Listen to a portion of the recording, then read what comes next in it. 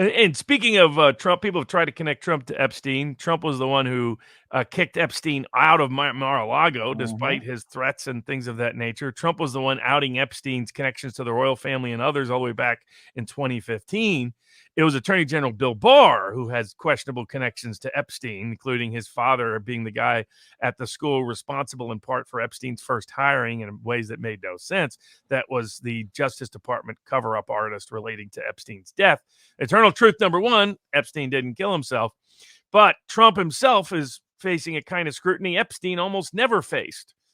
So do we start with the civil? We'll go. I guess we'll end with the civil trial. That judge that came. The judgment. Well, we can start there because it's evidence of the bias that exists even in the judiciary against Donald Trump. So while Epstein is now, the banks are getting sued for having partaken in allegedly profiting from known sex trafficking on Epstein. I don't know the double standards. I talked about it in the intro. Trump is getting sued civilly by, what's her name? Carroll? Jean Carroll, the lady I think is a loon, who, thinks, I think she fantasized Trump trying to grope her, which none of it fits. It was politically motivated and the rest. It's a case that should have been dismissed, but, New York changed the law almost ex post facto to try to allow people to sue after the fact for this stuff. And the Southern District of New York has gone to great lengths to find excuses to allow the case to progress and proceed. And so now it's going to trial in the end of April. And the judge has allowed an anonymous jury, which I'm opposed to, always opposed to. The media, to their credit, intervened in the case and said that no anonymous jury should be present, but the judge granted one because you can tell he hates Trump. Well, so what ended up happening is both the plaintiff and the defendant agreed to an anonymous jury or did not object to it. I'll be right back. I'll let you detail that. Yeah, and I'll see if I can pull this up. And what ended up, plaintiff and defendant did not object to an anonymous jury. Let me see if I can get the court ruling. Here we go. It was a media company that objected to it, or that intervened to object to it. And the judge, let me see if I can do this. Present, share screen, Windows, entire. Oh, here we go. I think I can do it. Boom, shakalaka. We're looking at it, people. Who was it from the media that intervened? It was down here. The News, a non-party Daily News. Seems to be the only one. They're better, but not perfect. And the Associated Press, rubbish. The matter is ripe for decision. So I'm reading this. This is a unique case. Is it more unique than Derek Chauvin going to trial? Is it more unique than Douglas Mackey? I guess it's unique. It's a former president and potentially a future president. So when I say that I wasn't sure which way the judge was going, that gets answered real quick. The defendant is a former president of the United States. He's been impeached twice, although convicted on neither occasion. He's now a candidate for a second term. This is where I was ambiguous. Okay, he's inspired strong opinions, both highly favorable and highly unfavorable. As will appear in more detail below, some individual charged with crimes in connection with the January 6, 2020 events in the United States Capitol have argued that their actions were attributable to what the individuals perceived, rightly or wrongly, as incitement. But then I think, okay, we're done. Listen, watch this. Hold on, where is it? Here. This is when they cite the final report. This is where you realize the political power that comes with these bullshit, bogus reports coming from kangaroo court partisan January 6th committees. You imagine you got a judge citing the final report of the bipartisan committee that never met quorum, and the bipartisan element of it was an Adam Kinzinger who's lost his freaking mind. And if you have any doubts about that, go to Twitter. And Liz Cheney, daughter of war criminal Dick Cheney, who has also lost her mind and her seat by a record defeat. No, okay.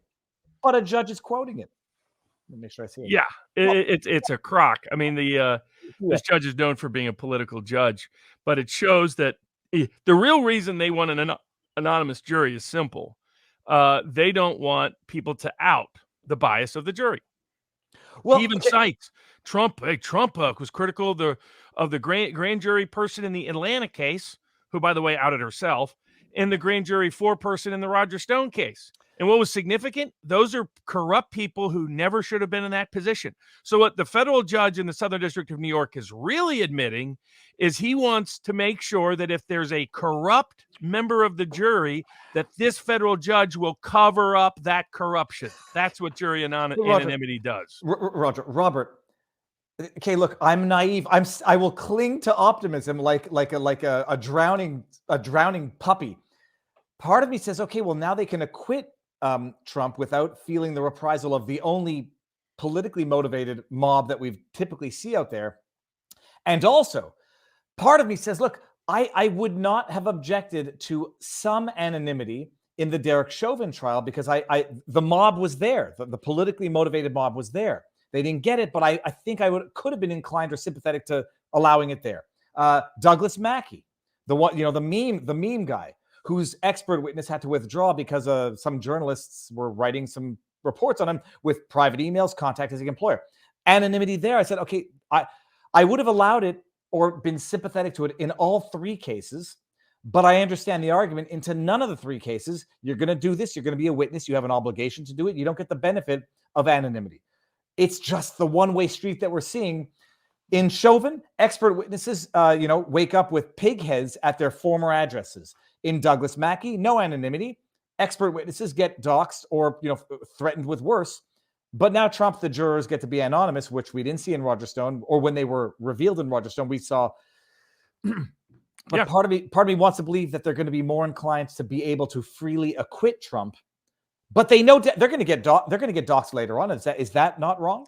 Yeah, and my problem with it is, once you're part of it, we don't have secret trials in America. We don't have star chamber trials, and anonymous juries provide for that, and they provide for secret star chamber type trials, and that the net effect of them almost always is jurors lie to get on the jury. Remember that happened in the Ghislaine Maxwell case. The juror lied to get on the jury, and then the judge covered it up afterwards. So my view is Ghislaine Maxwell. Crowdsourcing provides critical public information to make sure the juror is doing what they're supposed to be doing. Once you're as a juror, you are a public official. You have the power of the state. You forfeit any right to anonymity. You forfeit any right to privacy. That's how it's supposed to work. To give people an idea, the old jury trials used to be held in the common square out in public. So the idea that you get to have your verdict in secret because it's convenient for you, no way. These are public trials, public proceedings. If you're going to be impacted by it, then you just tell the judge, I can't be fair and impartial because there's so much public noise about the case. Okay, then you're excused. But you need jurors that you can that are willing to be public because they're doing something that's public, and that's part one. And then part two, you need crowdsourcing of who these jurors are, because frequently the jurors lie to get on the jury in these kind of cases. And what anonymity really does is hide corrupt jurors. And that's why it shouldn't be allowed. We saw it in so many of the other prior cases. It's what we're seeing again. And the fact that he cited two examples of corrupt jurors as his reason to hide their names, meaning if their names had been hidden, their corruption would have also been hidden, was really striking. Now, Trump has the same small law firm handling everything. I think this is Trump's instinct on being cheap. And I always tell people, if your kid needed emergency surgery, or your loved one needed critical surgery, are you going down to the local strip mall and finding the Indian guy who services mostly Medicaid clients? A lot of great Indian doctors out there before people attack me for pulling a Biden, but in stereotypes. But what I mean is, you don't go find the cheapest doctor out there, do you? You go out and find the best doctor if your loved one needs medical treatment. The same needs to be true for lawyers, folks. You go hire strip mall lawyers, you get the Michael Cohens of the world. Trump is facing constant trouble from Michael Cohen because Trump was too cheap with lawyers. And that doesn't mean you go hire a bunch of corporate whore white shoe folks who will screw you over in a heartbeat because their loyalty is never to you, just because they're overpriced. But it means you go find the people that are the best equipped to defend and represent you. not just anybody. Some of it, like this lawyer has some good experience in certain areas. It made sense for those. Not in every area, not like New York trial area, not some of the social media suits that have been brought that led to $1 million sanctions. Now, I think those sanctions were bogus, but I said at the time, we said at the time, there was major risk of it coming given how the suit was crafted. So Trump is getting himself an unnecessary difficulty with, my view, subpar quality caliber lawyers. When you have people like Alan Dershowitz, who's happy to represent you, one of the greatest lawyers in the history of America, use him. Just in case people think I'm saying Trump should hire me or hire one of my friends. That's not what I'm saying. I'm saying Trump should hire there's plenty of skilled lawyers willing to help and defend Trump. And he manages not to hire them, and it's because he likes to be cheap with the money. He decided to defer on the elections to the RNC chairwoman because that's where the money was to pay for everything. And she hired idiots rather than skilled lawyers to handle his election suits. How did that work out for him? So just a word to the wise to the Trump camp. If it's fine to have some of these lawyers around for some things. Having around for everything, he's getting himself into trouble because there should have been an objection to the anonymous jury, and now it's been waived, and that he's waived critical legal rights and remedies. That's the issue that he's been presented. Oh, you're trying to shut the door? Yeah, the paralyzed dog slipped in and nearly took down the lighting. Okay, so holy cat, the paralyzed dog. How did the paralyzed dog do it? What are you feeding him down there? No, first, Robert, you asked. I'm going to answer now. She got into our bird food, and our bird food was like a big brick of peanut butter, like stuck together. I don't know what birds it was supposed to attract.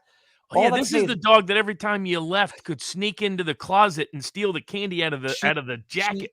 She ate my kid's backpack because there was a snack left over. She ate the entire bird feed thing, and it blocked her up for a day, and then it unblocked, with mass prejudice all over the place. Prejudice, that's a good line. Oh, it's disgusting. But and then I mean now in New York, the New York Trump so the anonymous jury, bad ruling, bad sign of things to come in that trial, bad judge.